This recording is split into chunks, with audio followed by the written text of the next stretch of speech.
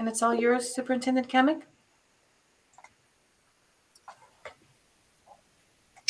Thank you very much, Associate Superintendent Pfeiffer. I believe we are recording already, so we are live. And before we start, I just want to do a brief introduction. We're very pleased to have our new Director of Budget, Audit, and Attendance, Mr. James Arcala, joining us for our Board of Budget Subcommittee meeting. And welcome, James. Thank you. And of course, Mr. Pasquale, we are always grateful to have your presence on the call as well. Today, we are joined by Trustee Zhang, and we are anticipating that Trustee Prasad may be joining us as well. So we'll look forward to that. Before we get started, Mr. Pasquale, do we have any public comment that you've received? None, sir. Okay, and I don't have any either. So with that, Trustee Zhang and Associate Superintendent Pfeiffer, I'll turn it back to you to begin the process. Thank you. Okay, so let's start the meeting. So we're going to go by agenda items. Let's see which one is in the financing. And Mr. Prasad just asked for access. Here we go. Okay, He's on the call now. So it's okay.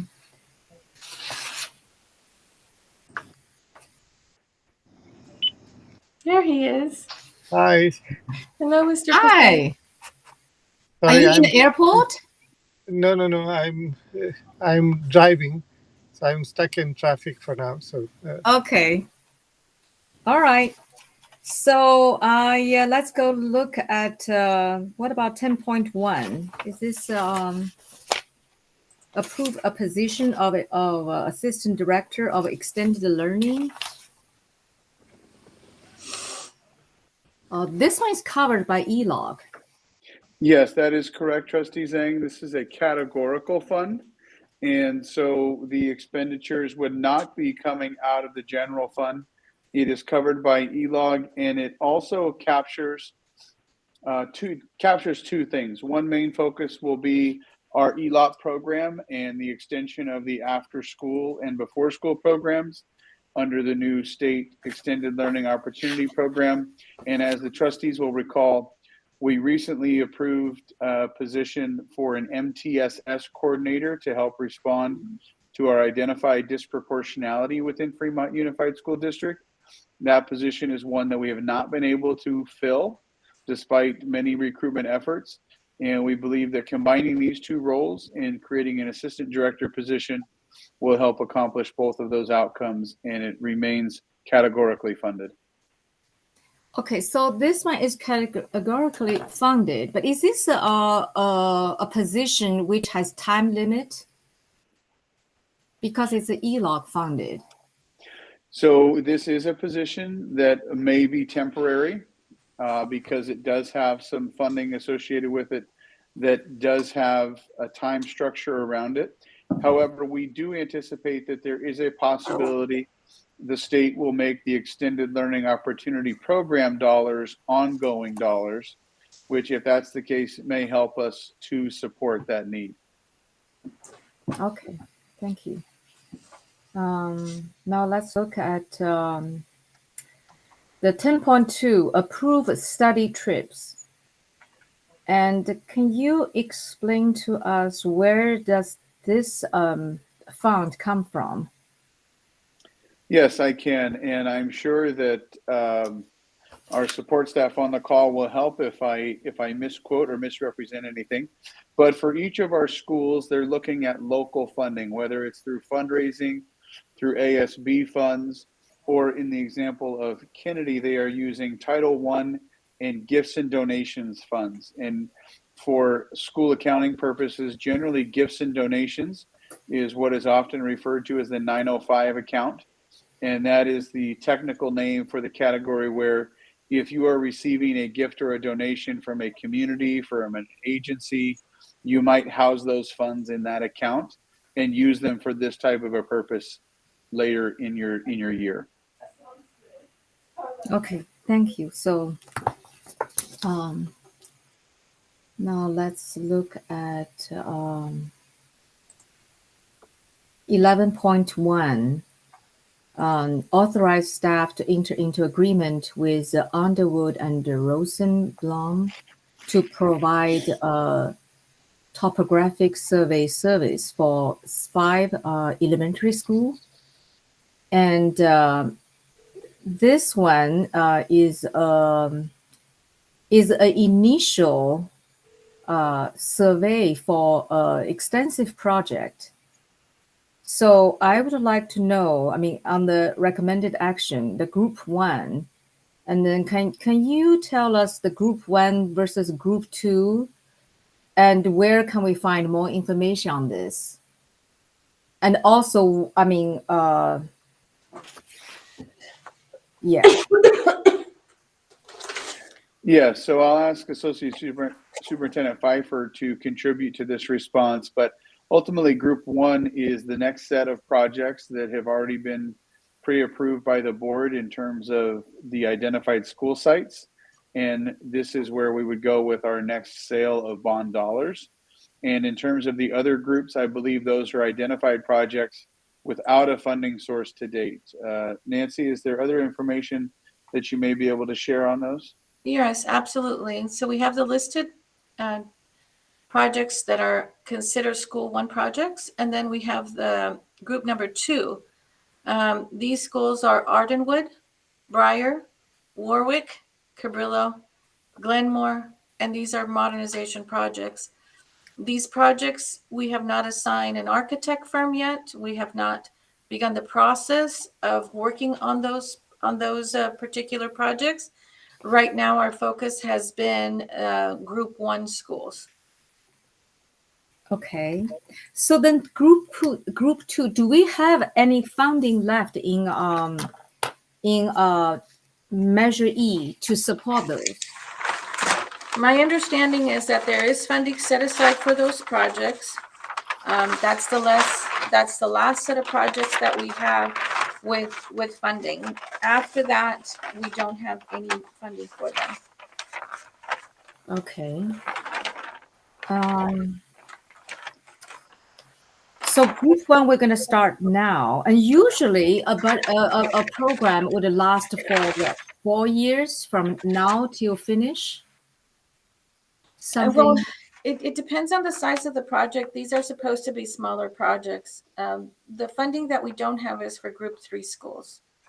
But we do have, my understanding from our bond program management company, that we do have the funding for Group 1 and Group 2. It's Group 3 that are future projects that I don't believe there's funding for them. Okay. So then at what point we're going to look at, let's say, Group 2 and some of the project we're going to use this the money that the state reimburse us, Prop that 51? 24 million? Prop 51. Right, Prop 51. So at what point we're going to look at all this together, like, Group 2 versus the other one? Are we going to look at them all together to decide the priority? Well, that would be something that if the board would like us to agendize in the future, we certainly could do that. But I believe, if I'm understanding correctly, Nancy, you're describing that Group 1 and 2 have funding associated with them. Is that correct? That is correct. And the board has already prioritized Group 1, Group 2, and Group 3. And after Group 3, there's a list of projects that's on hold with no resources associated with them.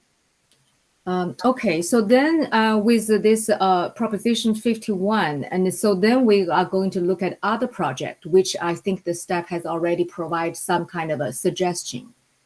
That is correct. Okay, I see. Okay. So this one is the initial $89,000 for several schools, and I'm okay with that. So Trustee Prasad, do you have any question? Not on these agenda items so far. Okay, all right. So then let's move along. 11.2, adopt a resolution designating authorized signers. So I have seen this before. Why are we doing this again? Is that because I see. Is that because we are going to add James? Yes, it is. That is Okay. exactly the reason. Okay, that explains. All right. So I don't have question for that. Okay, so then let's look at approval of job description of the facilities department. So and those jobs are going to be paid by Measure E bond program, right? That Correct. is correct. Mhm. And is this a public information for me to ask the salary range, let's see, of a bond director and program manager? Or maybe staff can respond in Q&A? No. The information is on the agenda itself. Oh, okay. You'll notice that on below current status, the Mhm. the director title is there and the salary range is there.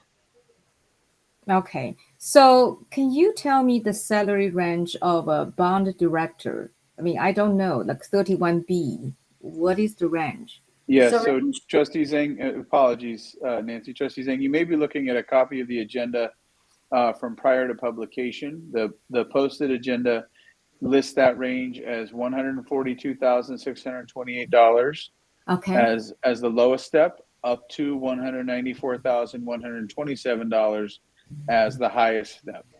Okay, great. So it's published in our board website. Okay. Yeah, I think that's a great move, and I cannot believe that on the description said the cost of those services are close to $1 million for coordination of furniture and equipment.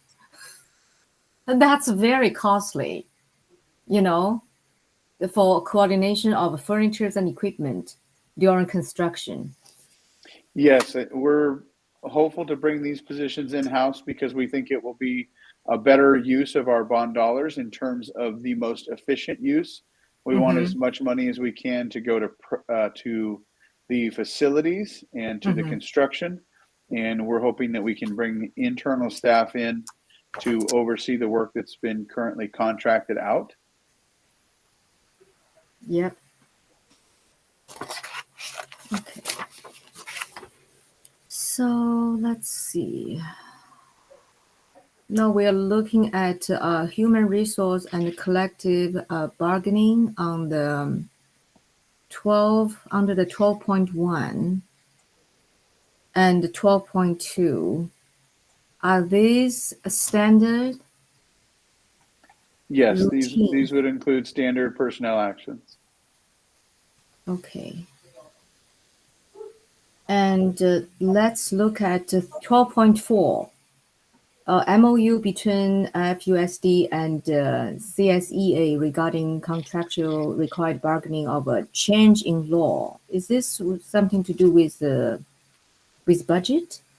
So it doesn't directly deal with budget, but it is an MOU that is loosely connected. This MOU is because the law changed within the last year around how we need to conduct layoffs for classified employees.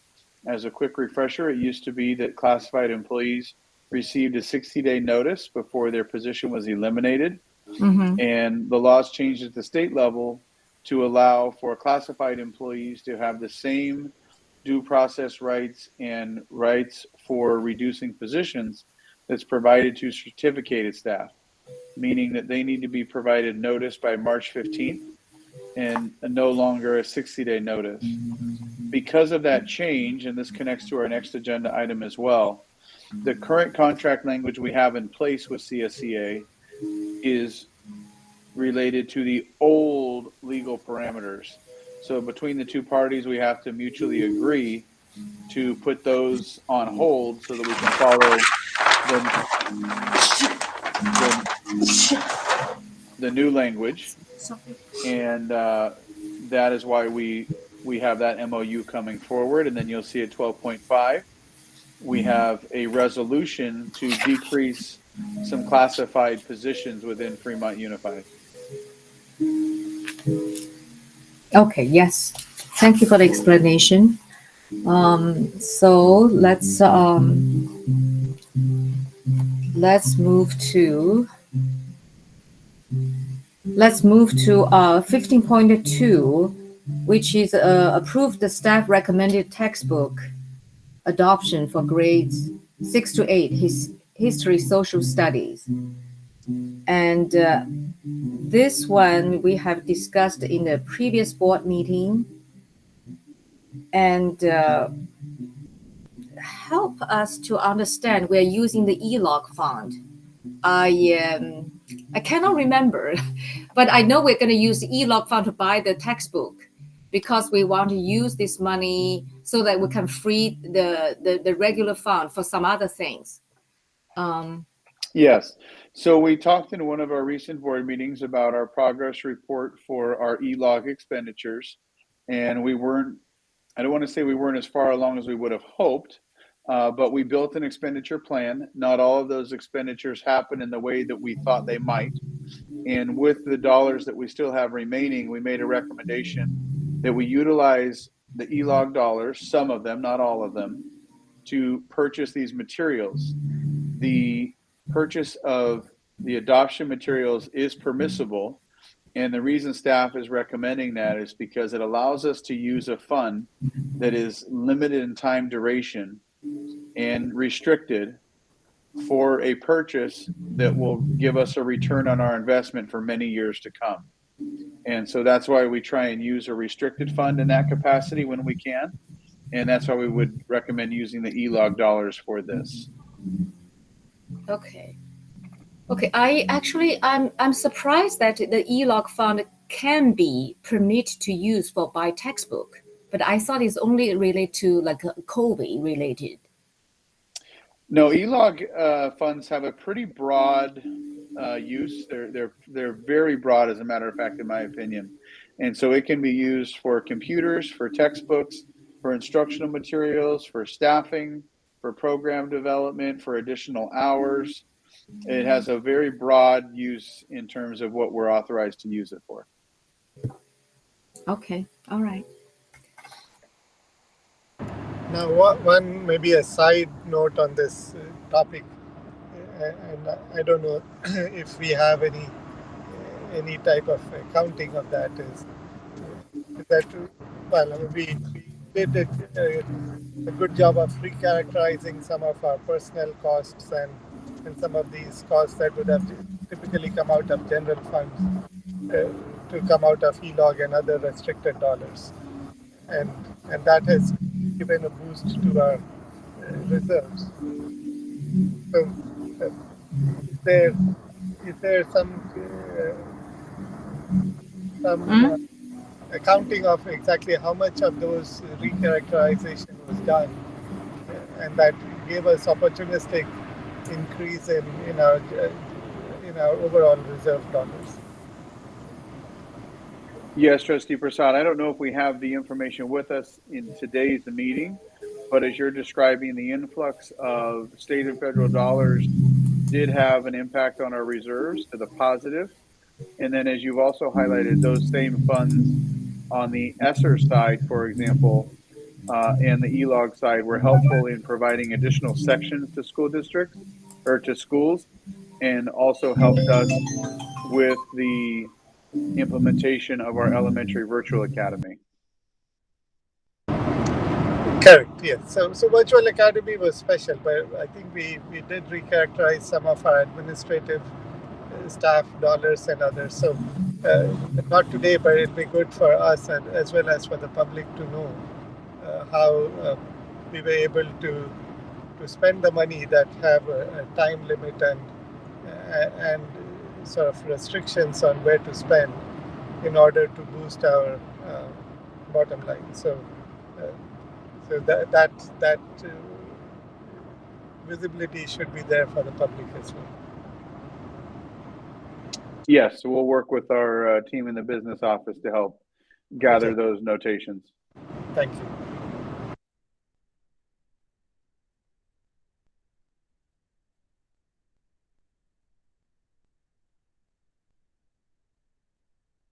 Let's move to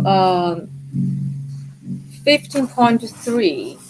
Approve staff recommendations for MIP and the SDI program at Unification. Does this have any budget impact?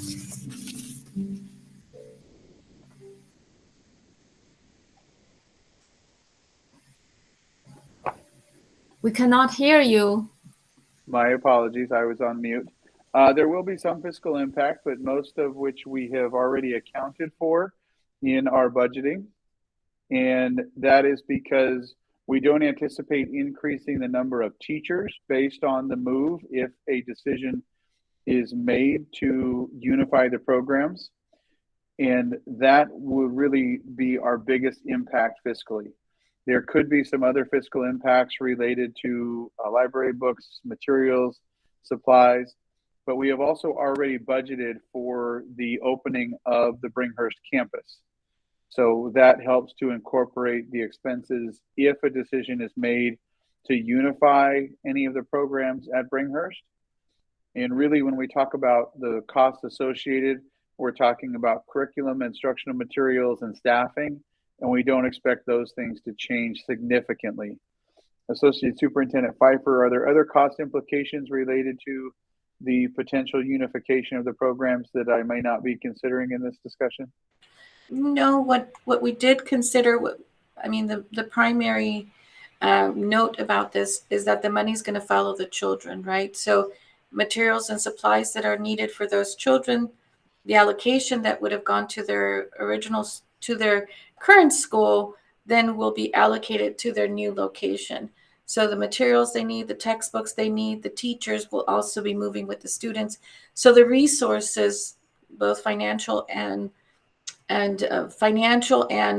materials and staffing, will be following the children. So we haven't seen, and we did include in the budget allocations for next year, the funding for the principal, the secretary, the necessary staff for the school. So it's already been incorporated in the budget and it's already been approved by the board. If the move is approved by the board, the resources are there.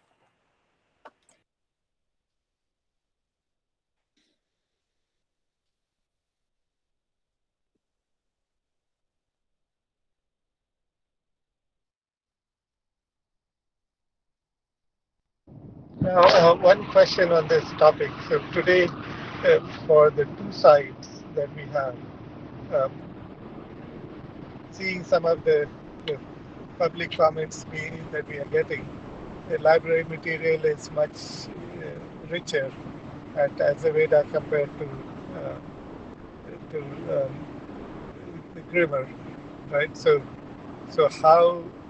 um, how different is our expense at each of these sites? Do you have a number? Trustee Prasad, in terms of the difference in the expense, if you're referring just to the library books, I don't have that number with us. I think likely it might speak to the fact that Azaveda has a longer history of the Mandarin immersion program being at that school site. And if there is a decision by the board to unify the programs at one site, that would provide us the opportunity to utilize those books and materials at one site specifically. But we can certainly look at those and carry that information forward based on your request. Okay, thank you.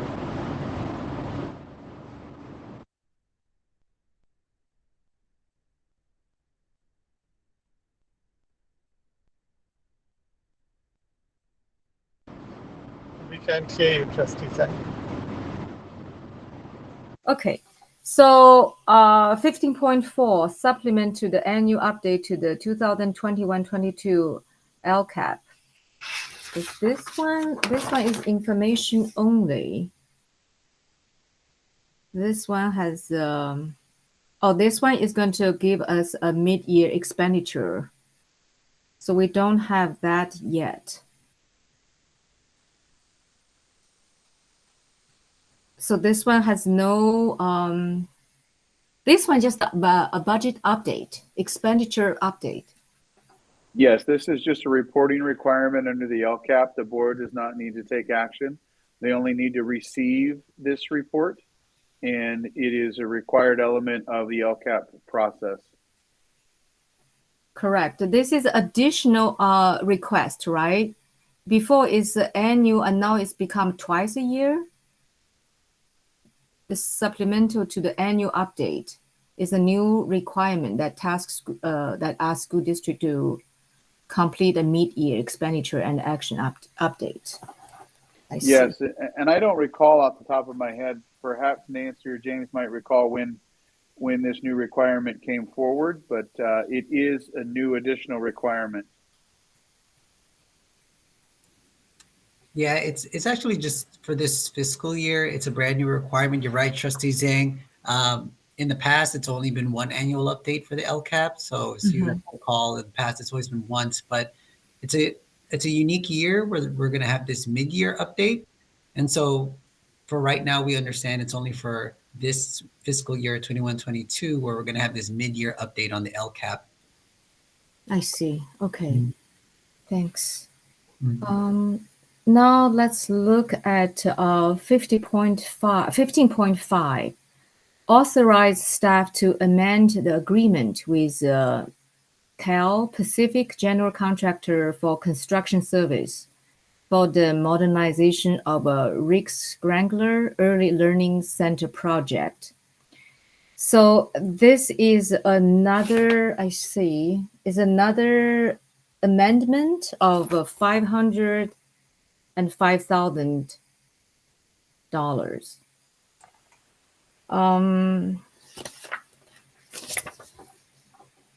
So my first question is, by this time, has our staff look at the project to see, is the list completed? Are we going to get more change orders or more items to be repaired? If I may, Superintendent Kamick, this project, what you have in front of you is a request to authorize the final change order for the general contractor. So the general contractor's scope of work exceeded what we initially contracted them to do, and we've been bringing to you all these different change orders. And this is to do with the scope of work for the general contractor. So for that particular purpose, this is the last change order to finalize the contract and for him to be done with the project. However, there are things at the school site that were not incorporated in the general contractor's contract. For example, we brought to you the painting of the school outside of this contract. We're looking at a concrete slab that's going to come outside of this contract. So there's going to be work related to, we have landscaping. Fortunately, our internal staff is taking care of the landscaping for the district, so we won't have to have a contract for those services. Excuse me. But as it pertains to the general contractor, this is the last of the change orders for this project for this contract to be completed and for his work to be completed on site. What we will be bringing to you for next board meeting is a list of the contracts that still need to be issued for direct contracted services to complete the project. Okay, and those are, as you mentioned, and the concrete. There's also a trash enclosure that the city is requiring that we have a cover for it. That was not included in the general contractor's contract. The city's also requiring that we have a sound wall between the neighbor and our district and our school, so that the neighbor does not hear the noise. That was also not included or part of this contract, but it still requires. So we're now handling the city of Fremont's requirements so that we can bring this project to conclusion and we can occupy the facility. So what we're bringing to you is now the list of, okay, so we have to do a cover for this enclosure. I have to put a sound wall. So instead of prolonging the contract with the general contractor and having a overhead cost that's added by the general contractor anytime we add scope of work, we decided to conclude all of the work that he needs to do and avoid that overhead cost and directly contract the contractors who can actually do the work. Okay. Now, Yes, Trustee Prasad. one question: is this a new requirement? I mean, I've not heard of a sound wall between the school and neighborhood in as a requirement before. Is You this know, something? the focus has been on the general contractor. We are now using a different CM firm, and the CM firm looked at the entire scope of work and started asking the architect. So what happens is the city comes out, does an inspection. If the inspector looks and says, oh, you're going to have to comply with the requirements, you're going to have to do X, Y, and Z, then the architect writes up the scope of work in order for that compliance to take place. So when the CM firm started investigating what else we needed to close this project with the city of Fremont is when all these things started coming up. So I'm not sure if the previous firm was aware of them or not, but in order for us to close the project and be able to occupy the facility, we need to get these things done. So that's what we're bringing to you, and that's why you haven't heard about it. No. I understand for this specific project, but is there kind of a noise abatement requirement between school and neighborhoods as from the city, or is this something new, or has this been around for a while? Usually these are codes. These are, like when you have when you're building a house, you have setbacks. Your property, your house cannot start until 10 feet away from the middle fence. So that's like 20 feet from your neighbor. Well, these are all codes. And so I don't know, and it's not a good thing necessarily. I mean, you can question the city as to the requirement, but if it's in code and in regulation, we don't have a choice. We have to. I understand. Yeah. No, I'm just asking, is this a recent change? Because I mean, all the schools I visit, I don't see any kind of a sound wall between the school and the neighborhood. So it'll be good to find out when did that come Absolutely. into the code, and how were we notified about it, and were we part of the process in defining that code if it's something recent. It usually that's what happens. It's like the division of state architect, right? As long as you don't do any construction, you're fine. But if you start doing construction, then Right. you have to do all the upgrades. You have to do the bathroom upgrades because since the last time you built 50 years ago to now, the code has changed multiple times. So that could be the case, and we're more than happy to look into it and give you more specific information about this requirement. We're trying to get out of it, but I'm not sure if we will.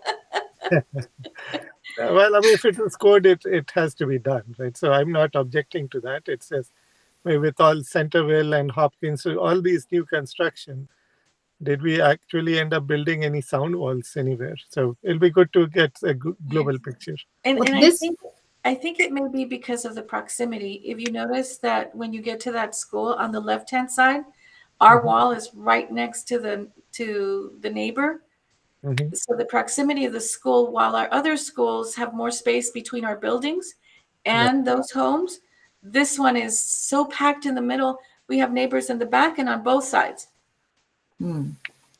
Yeah. maybe Yeah. also because this is a early learning center, right? Instead of they are like little kids.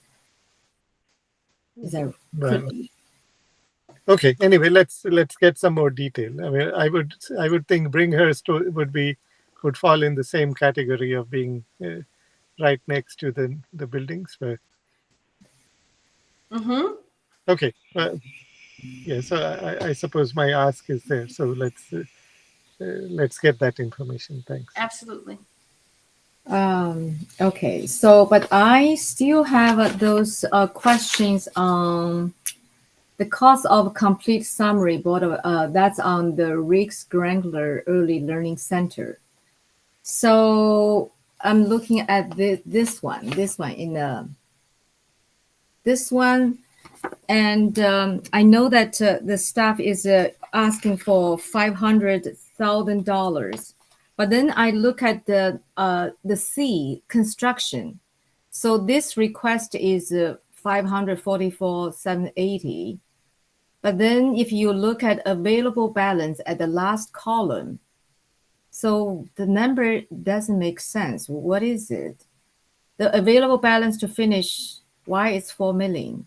And I believe you're looking at a document that was that was needs to be wrong? updated. Mhm. Oh, okay. And we should see an updated sheet fairly soon today.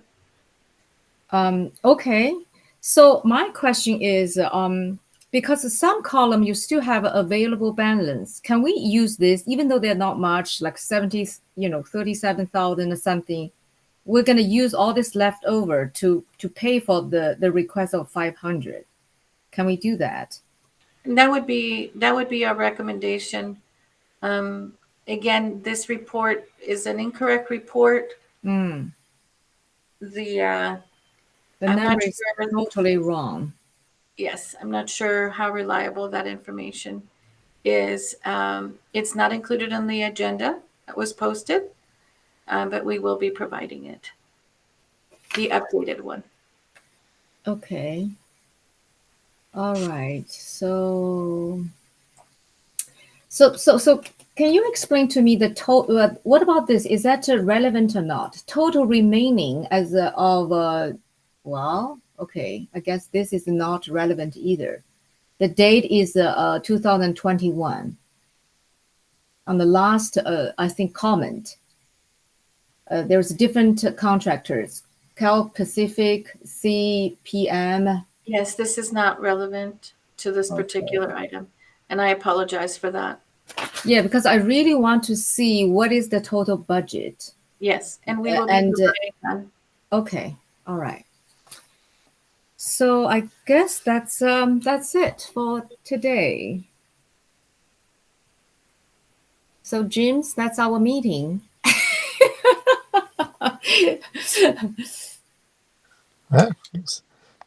It's So- been a pleasure. Yeah, welcome to the team here, James. Your first one with us here, right? Yeah. Okay, very good. Yeah, thank you.